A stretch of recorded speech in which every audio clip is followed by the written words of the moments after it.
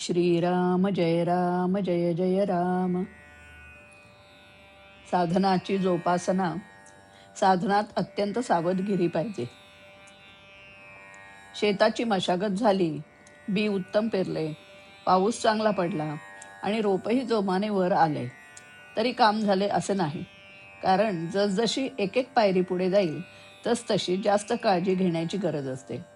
शेत वाढले तरी त्याचा नाश 2 कारणांनी होऊ शकतो. एक म्हणजे गुरेढोरे शेतात घुसून नाश करतील, किंवा दुसरे म्हणजे कीड पडून किंवा टोळधाडीसारखा काही उपद्रव होऊन शेत साफ नाहीसे होईल. यापैकी पहिले कारण थोडे स्थूल आहे तर दुसरे थोडे सूक्ष्म आहे. शेतात गुरेढोरे शिरली तर वरवळ दृष्टी टाकूनही सहज समजते आणि त्यांना हाकलताही येते. पण कीड पडली तर जरा जवळ जाऊन बारकाईने पाहावे लागेल. शेताला कुंपण घालून ढोरे आत शिरणार नाहीत असा बंदोबस्त करता येतो आणि राख, शेण, औषधे वगैरे टाकून कीड न लागेल अशी तजवीज करता येते. हे सर्व करताना शेतकऱ्याला सतत जागृत राहावे लागते. म्हणजेच एकसारखे शेतावर लक्ष ठेवावे लागते. हाच नियम परमार्थातही लागू पडतो. साधकाने अत्यंत काळजीने वागणे जरूर आहे.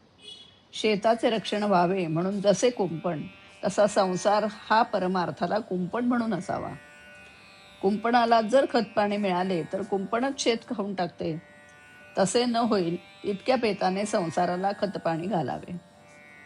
शेताला कीड लागली की काय हे जसे बारकाईने पाहावे लागते, त्याप्रमाणे आपली वृत्ती कुठे गुंतते की काय याकडे बारकाईने लक्ष असावे.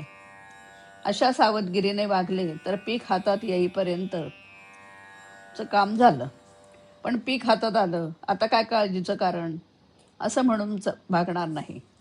पीक हातात आले तरी त्याची जोडणी झाली पाहिजे. पुढे दाणे दास्तानच जपून ठेवले पाहिजेत, नाहीतर उंदीर घुशी धान्य फस्त करतील. नंतर पुढे जरूर लागेल तेव्हा ते काढले पाहिजे. काढताना सुद्धा दाणा फुटणार नाही इतक्या बेताने ते काढले पाहिजे. अशा तऱ्हेने आरंभापासून शेवटपर्यंत अगदी जागरूकतेने वागले पाहिजे. तरच साधकाची शेवटपर्यंत तग लागेल. नाहीतर मध्येच निष्काळजीपणामुळे आणि सर्व काही हाती आले अशा भ्रमाने वागल्यास प्रगती थांबेल. अशी उदाहरणे फार आढळतात. म्हणून अतिशय सावधगिरीने वागावे. जो साधक प्रपंचामध्ये असेल त्याला प्रपंची लोकांच्या संगतीत राहावे लागणार, पण त्याने फार सांभाळून राहायला पाहिजे. आपली वृत्ती केव्हा बदलेल याचा नेम नसतो. खरोखर परमार्थ ही एक कठीण शिकारच आहे. शिकार अशी मारली पाहिजे की आपल्या मीपणाला मारून आपण जिवंत राहिले पाहिजे आणि आपल्याला नको तेवढेच गळून पडले पाहिजे. भगवंताचे आहेत ते सिंहासारखे आहेत. ते अहेतुक नाम घेतात. सिंह जसा गवत खात नाही तसे संत विषयासाठी नाम घेणार नाहीत. श्रीराम. शेतालागी कुंपण तैसा परमार्थासी संसार. हितुके घ्या ध्यानी सार.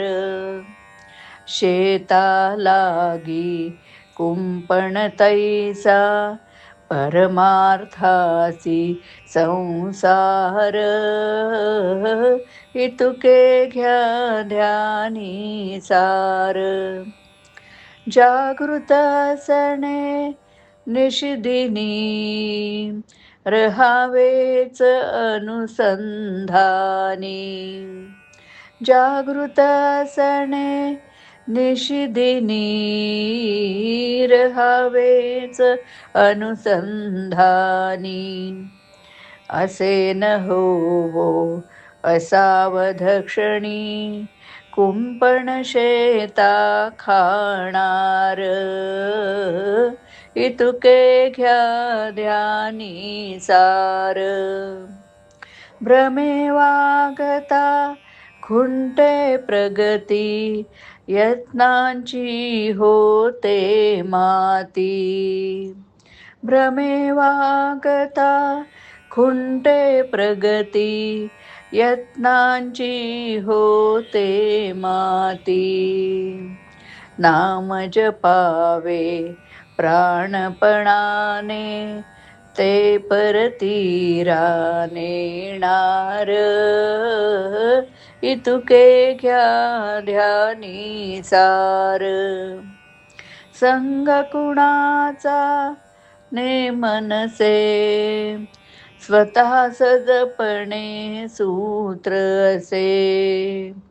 संग कुणाचा ने मनसे स्वतः सजपणे सूत्र असे.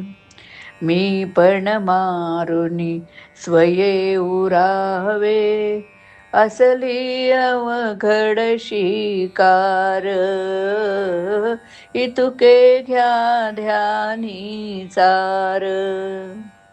शेता लागी कुंपण तैसा परमार्थासी संसार.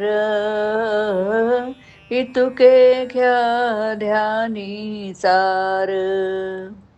इतुके घ्या ध्यानी सार.